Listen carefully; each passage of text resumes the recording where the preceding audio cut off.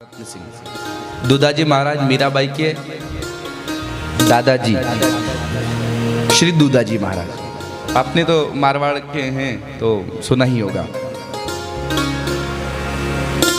ये जो मीराबाई हुई हैं पूर्व जन्म में ब्रज की गोपी थी।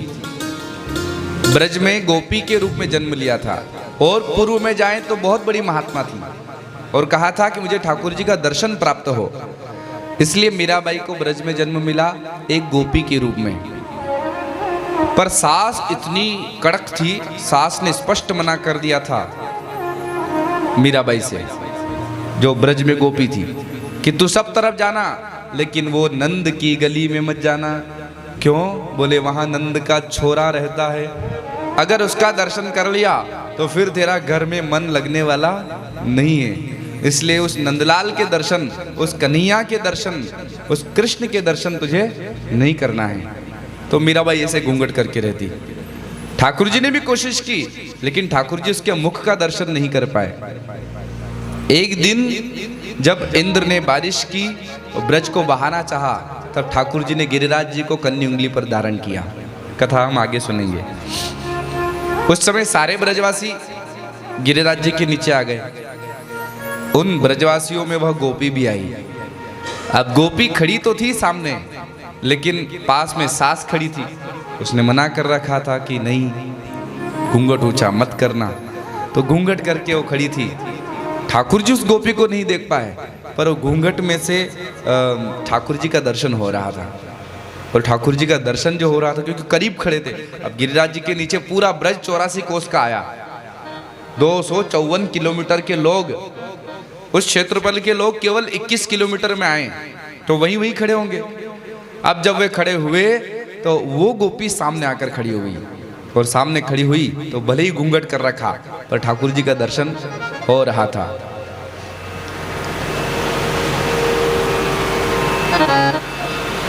गिरिराज जी को ठाकुर जी ने पुनः स्थापित कर दिया और उसके बाद उस गोपी के प्राण निकले।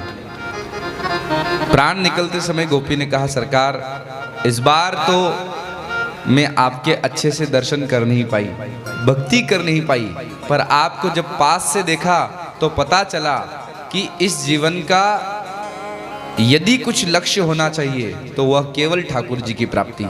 इसलिए मुझे अगला जन्म जहां भी मिले, जिस भी कुल में मिले, मना नहीं है, लेकिन मुझे आपकी भक्ति प्राप्त हो और मेरा एक ही लक्ष्य हो, आपकी शरणागति, आपकी भक्ति, और कुछ नहीं चाहती। ऐसा बोलकर मीराबाई ने शरीर छोड़ दिया। वही गोपी अगले जन्म में मीराबाई हुई। उस गोपी ने शरीर छोड़ा, अगले जन्म में मीराबाई बनकर आई। जब मीराबाई बनकर आई, 5 वर्ष की थी, तब एक महात्मा जी मीराबाई के घर वहाँ मेड़ता में आए और उन महात्मा जी ने मीराबाई के वहाँ कुछ महीने निकाले। चातुर्मासी जो होता है, तो चातुर्मासी का समय चल रहा था। महात्मा जी रोज अपने ठाकुर जी को स्नान करवाते और बिठाते थे। मीराबाई 5 वर्ष की छोटी सी कन्या रोज देखती थी कि ये महात्मा जी ठाकुर जी को स्नान करवाते हैं, दूध दही पंचामृत से श्रृंगार करते हैं, नई नई पोशाक पहनाते हैं, नया नया इत्र छिड़कते हैं, खूब लाड़ लड़ाते हैं, खूब पद सुनाते हैं। देखो, ठाकुर सेवा होना तो ठाकुर जी के कुछ पद भी याद होना चाहिए, उनके उत्थापन के पद याद होना चाहिए, उनके भोग लगाने के पद याद होना चाहिए, उनको शयन कराने के पद याद होना चाहिए। वैष्णवों में ऐसी प्रथा है कि ठाकुर जी की सेवा हो तो उनके पदों के द्वारा उनकी सेवा हो।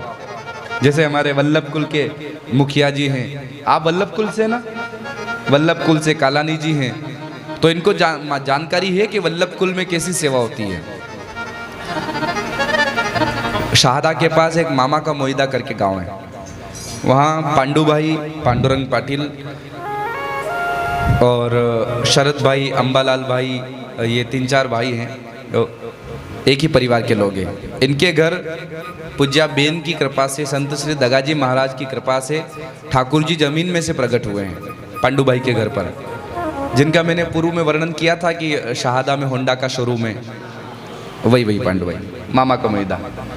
तो उनके घर में जमीन में से ठाकुर जी प्रकट हुए थे। आज भी कभी आपका मामा का मोहिदा जाने का काम हो और पांडुरंग भाई के घर जाओ तो देखना, वो घर में बीच में जो हॉल है, उस हॉल में एक टाइल हटा करके उस स्थान पर वो जगह आज भी कोरी छोड़ रखी। उसको न तो लांगते हैं न पैर रखते हैं पूरे घर के लोग, क्योंकि वहाँ से ठाकुर जी प्रकट हुए थे और वही ठाकुर जी उनके घर में आज भी रखे हैं, सेवा होती है। पहले जब हम कथा के लिए आते थे शहादा के आसपास, तब उनके घर पर रुकना होता था और हाँ ठीक है, उनके घर रुकना होता था।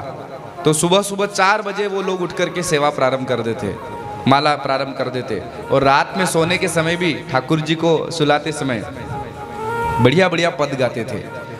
एक पद उनके घर जब हम गए उस समय हमने सुना था, नैनों में नींद भरी आई बिहारी जी के। इतना प्रेम से गाती थी वो माता जी, अभी भी हैं वो माता जी। सखियां बिहारी जी को पल ना सुलावे, सखियां बिहारी जी को पल ना सुलावे, मैया सुनावे लोरी बिहारी जी को, नैनों में नींद भरी आई बिहारी जी के, नैनों में नींद भरी आई बिहारी जी के। और वो ठाकुर जी को ऐसे झूला झुलाती जाती और ऐसे पद गाती थी, इतना बढ़िया लगता था। नर्मदा परिक्रमा जब बेन के साथ हमने करी तो वहाँ सब लोग रात्रि के समय ये पद गाने के बाद ही सब सोते थे। नैनों में नींद भरी आई बिहारी जी के,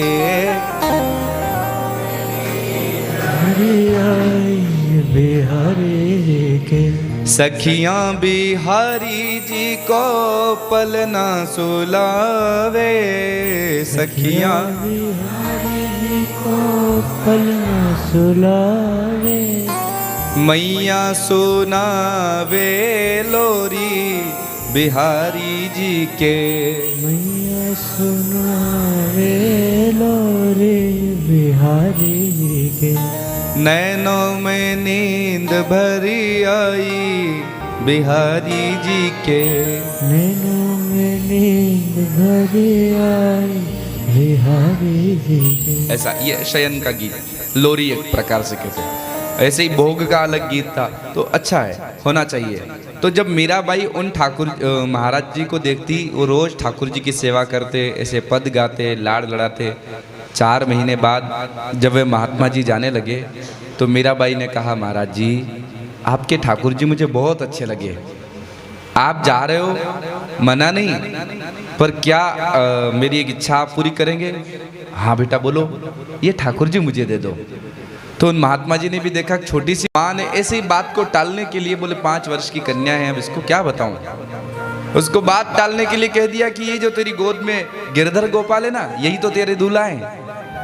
अच्छा ये मेरे दूल्हा है? इतना सुना कि मीराबाई ने घूंघट कर लिया, कि ये शर्मा गई, लाज आ गई। बोले ये मेरे दूल्हा है तो दूल्हे के सामने तो ऐसे रहना पड़ेगा ना घूंघट में, तो घूंघट कर दिया।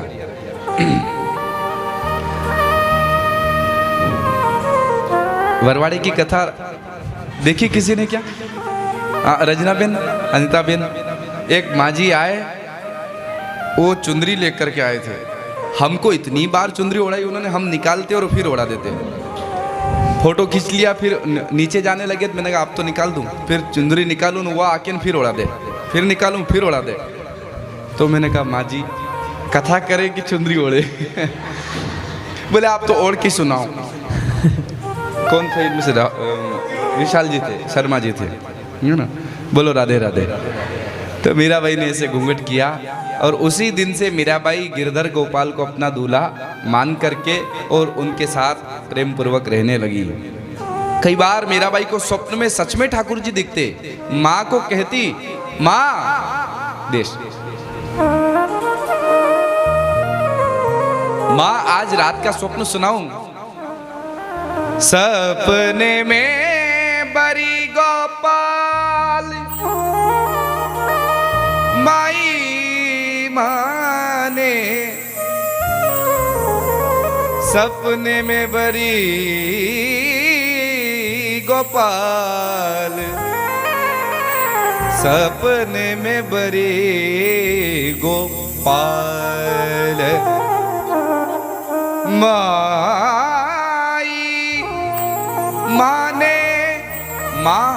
माने मतलब मुझे सपने में बरी गोपाल, बरी अर्थात वरण किया, विवाह किया।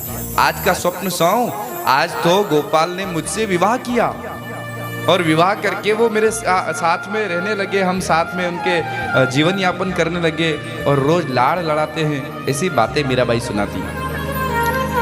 समय बीतता गया, मीराबाई जब विवाह योग्य हुई तो उनका विवाह राणा भोजराज के साथ तय हो गया। मीराबाई को कोई फिक्र नहीं, उनका मन तो कह रहा था कि मेरा विवाह तो हो चुका है मेरे गिरधर गोपाल के साथ, लेकिन फिर भी विवाह के समय फेरे जब पड़ रहे थे तो मीराबाई ने अपने ठाकुर जी को ऐसे गोद में उठा लिया और फेरे लेते समय भी ऐसे उनकी ओर देख रही थी कि मेरा विवाह तो इनसे हो रहा है, फेरे इनसे पड़ रहे हैं। फेरे किसके साथ पड़ रहे हैं? राणा भोजराज के साथ। पर मीराबाई क्या मान रही है? मेरे गिरधर गोपाल के साथ में फेरे ले रही हूँ। विवाह के पश्चात जब चित्तौड़ में मीराबाई का प्रवेश हुआ तो चित्तौड़ में उनकी जो ननंद थी उनका नाम था उदाबाई। भक्त के जीवन में कष्ट अवश्य आता है, बिना कष्टों के भक्त का जीवन बीतता नहीं है। मीराबाई के जीवन में अब शुरू हुआ कष्टपूर्ण जीवन, विरोध वाला जीवन। ननंद उदाबाई ने मीराबाई को गृह में प्रवेश करते समय कहा, ये कुल देवी का स्थान है, प्रणाम करो, ये आपकी सासू जी है, प्रणाम करो। तो मीराबाई ने मना कर दिया, नहीं। क्यों? बोले ये सिर ठाकुर जी के सामने झुक गया है, अब और किसी कुल देवी कुल देवता के सामने झुकने वाला नहीं है। मेरे तो गिरधर गोपाल दूसरो ना कोई, जाके सिर मोर मुकुट मेरो पति सोई। मेरे तो गिरधर गोपाल दूसरो ना कोई। मीराबाई ने मना कर दिया। अब ननंद उदाबाई ने कहा, राम राम राम राम राम, ये कैसी बहू आई? पहली बार न सास का कहना मान रही, न परिवार का कहना मान रही, न कुल देवी को मान रही, न परिवार को। इसको अगर घर में प्रवेश दे दिया तो गड़बड़ हो जाएगी, तो क्या करें? तो ननंद उदाबाई ने कहा, इनको महल में नहीं, वो जो पुराना महल है ना खंडहर, उसमें निवास दिया जाए। तो उस समय के राजपूतों का जो पुराना खंडहर था, पुरानी हवेली थी जिसमें उनके पूर्वज मर चुके थे, प्रेत बनकर रहते थे, भूत बंगला जिसे कहते थे, उस भूत बंगले, उस खंडहर में मीराबाई को निवास दिया गया। पर मीराबाई तो प्रसन्न हो गई, अच्छा है प्रभु, एकांत वासा झगड़ा न जासा, यहाँ बढ़िया भक्ति होगी। मीराबाई और प्रसन्न हो गई। भक्त हर जगह खुश रहता है। तेरे फूलों से भी प्यार, तेरे कांटों से भी प्यार, तू जो भी देना चाहे दे दे, मेरे करतार। तेरे फूलों से भी प्यार, तेरे कांटों से, जो परिस्थिति दो है नाथ सब स्वीकार है, भक्त कहता है।